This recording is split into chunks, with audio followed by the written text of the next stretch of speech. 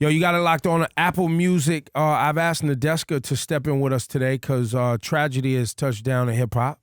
Young man that we've all been celebrating over the last year by the name of Pop Smoke was murdered in the Hollywood Hills in Los Angeles. He's from Brooklyn, New York. He's from one of those neighborhoods. It's notorious. And, you know, I was told that he had been spending a lot of time outside of New York in L.A. to focus on making music and to get out of his environment. And he was still murdered in what they're reporting to be a home invasion.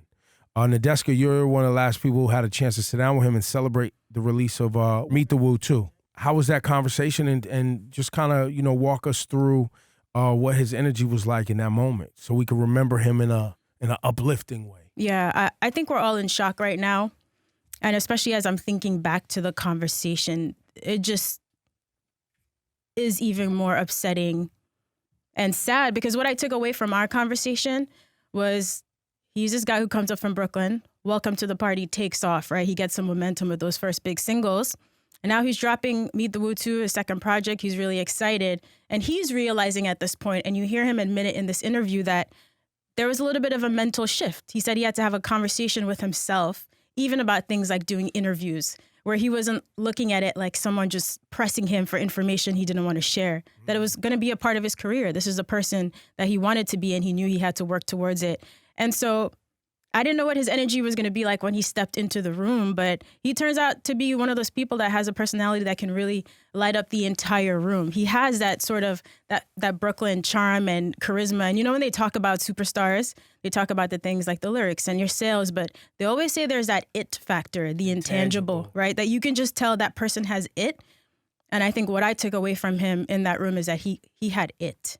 He had that personality. So, you know, it's just horrible to see his career and his life end like this. He's 20 years old. At 20 years old, I'd accomplished nothing of substance in my life, maybe just graduating college. So, you know, it hurts. And I think we're all grieving someone who we knew that could have been great. Nadeska here on Beats One. I got Pop Smoke in the building. Brand new album, Meet the Woo 2, is streaming right now on Apple Music. What's good? How you feeling? What's up, Nadeska? Yo, it's nice to meet you. You seem like a very smart and charming dude. That's kind of a lethal combination, I think. Good looks. Yo, last year, 2019 was a pretty crazy year for you. I'm going to go out on a limb and say it might have been a life-changing year for you. Is that correct? It was. How did you navigate through that? How was it transitioning from the streets into the industry, which is another beast in of itself? You just got to take it day by day. Just like that? You just got to take it day by day and know what you're getting into. So I feel like when you know what you're getting into, you're more prepared for what comes your way, you know what I'm saying? So you felt prepared? I feel like it's hard to be prepared coming into the industry unless, you know, you have a good team around you from the start. Nah, for sure. I always knew I was going to be something great. I know, like, Brooklyn is obviously very much a part of you growing up in Canarsie. You could see it in the vibes, hear it in the music. What was it like being out of Brooklyn for that year and being in Philly? Man, that shit was like a good experience. Because, you know, niggas where we come, we ain't never really go nowhere. The only niggas that really be going somewhere from where I'm from is niggas who be trapping, who be on the road, you know what I'm saying, going crazy. Now we really get to experience new things, you know what I'm saying? Paris is lit. Yo, have you had a chance to go to London yet? Obviously, drill music is big out in London. Your producer, 808 Mellow Beats, who you've worked with a lot, is from London a lot. Do you feel comfortable out there? London is a vibe. Why do I feel comfortable? That shit is fire. What was it like with your peers? You feel like you've been getting a lot of love and respect within the industry. You collaborated with people like Lil TJ, who has a much more melodic sound than you. It's different from drill, so it's nice to see that. But do you feel like you've been welcomed by your peers in general? At first, you know, people was like fake shocked when I come with that sound, you know what I'm saying? That, you know what I'm saying? But I think they starting to really take a liking to it, you know what I'm saying? Yeah, you did. You got the remix from Nicki, got Skepta on remix. It's like global love too, not even just New York love, you know, which is another level. We started a whole new vibe in the streets. When you recorded Meet the Woo, the EP, I think 808 Mellow Beats, he produced the entire project, right? Not the entire project, but mostly. He got a lot of songs on there, for sure. So on the new album, is it the same? Are you working mostly with him, or did you branch out and work with a lot of different producers? The same, mostly. And you guys met on YouTube, which is amazing. Right? Like, what was it that connected you? I think it's always important to find your creative soulmate, and a lot of people don't find that. You know what I mean?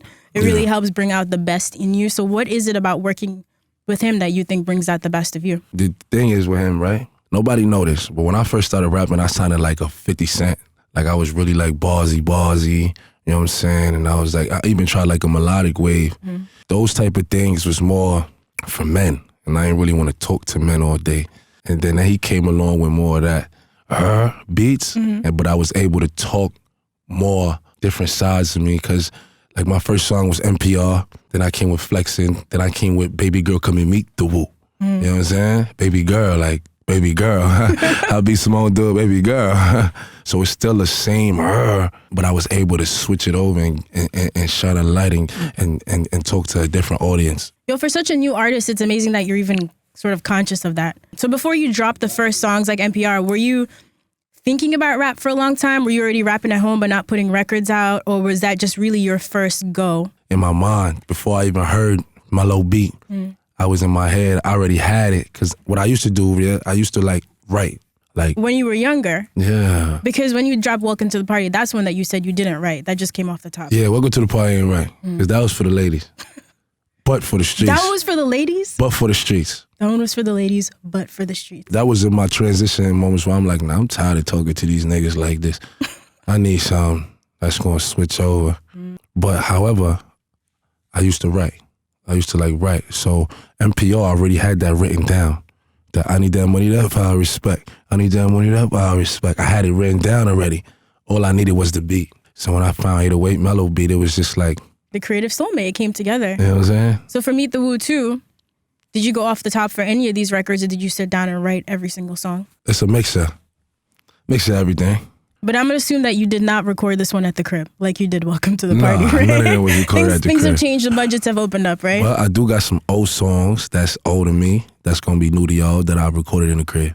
Really? Yeah, for sure, that's going to take.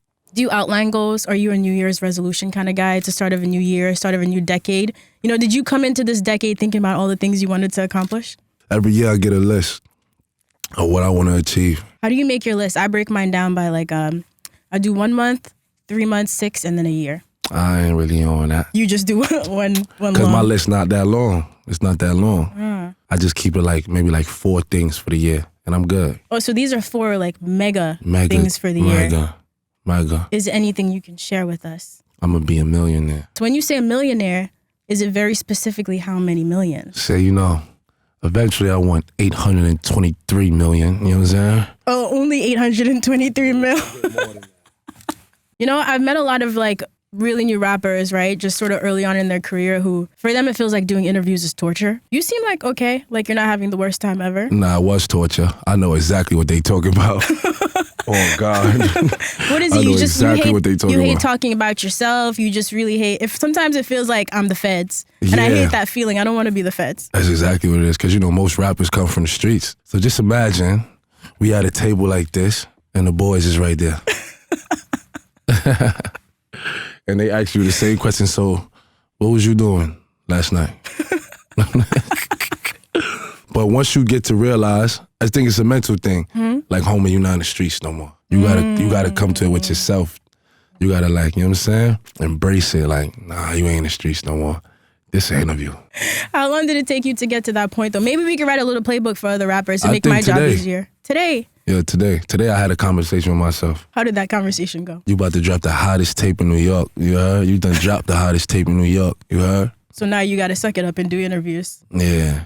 Wow. You got to talk to Nadeska. So you got the tape out, and you've been collaborating a lot. So you just work with Travis. You got that track with Jack Boys, Gotti. What was it like? You brought him to the hood. Movie. Fabio say movie. Viral. Shout out my boy Fabio. Travis like one of us. I saw you got even a remix with her. I wouldn't have seen that one coming. Yeah. Don't look at me like that. These are all in the plans? It ain't no plan. No, it no plan. See, those don't be planned out. Like, I'm in the studio, nigga come through. Her got some shit for you. Okay. Her pulls up to the studio? Her publisher pulled up. And same for Lil TJ? Nah, Lil TJ my nigga. Oh, yeah? I don't fuck with niggas. If you notice why I don't do songs with niggas, my tape ain't have nobody on it, because I don't fuck with niggas. I don't like niggas. I don't want to like niggas. I'm not into them. You know what I'm saying? You know, because niggas be envious. That's true. The more success comes your way, you know? Yo, so you also have Jamaican, right? Why do you always only say you're Panamanian in interviews? Because my Panamanian side is the one who raised me. Oh, but you can still bust out the Jamaican accent when you need to, For sure. though. You know Panamanians is like Jamaican Spanish. I didn't know that. Go up there. Oh. My dad, got locks. And he chumbo, he black like me, like so. All right, you learn something new every day, That man. nigga come up here, you never gonna he start talking that Spanish shit, talk about some hola. He'll come out and talk about some hola, que sopa. They start talking that super Jamaican Spanish shit. Super Jamaican Spanish. Mm-hmm. Oh, man. Yo, what else are you looking forward to coming up this year? The headlining tour is happening. Yeah. You feel comfortable on stage? Is there anywhere you don't feel comfortable? Maybe that's what I should ask. We got the littest shows. Do you have like 40, 50, 100 dudes on stage with you, though? No, not no more. Good, thank God. My first show I ever did, of course. I guess you had to get one out of the way, but I'm glad things have changed. A couple out of the way? 4, 5, 6. But it's good, yo. I think the fans appreciate when you put thought into all of that stuff, like the shows. Touring is tough business, though. You got to be disciplined, I hear. You got to watch your diet. You got to watch what you drink. You got to actually get some sleep. Are you ready to put in that work? That's a no? That's a yes, mama.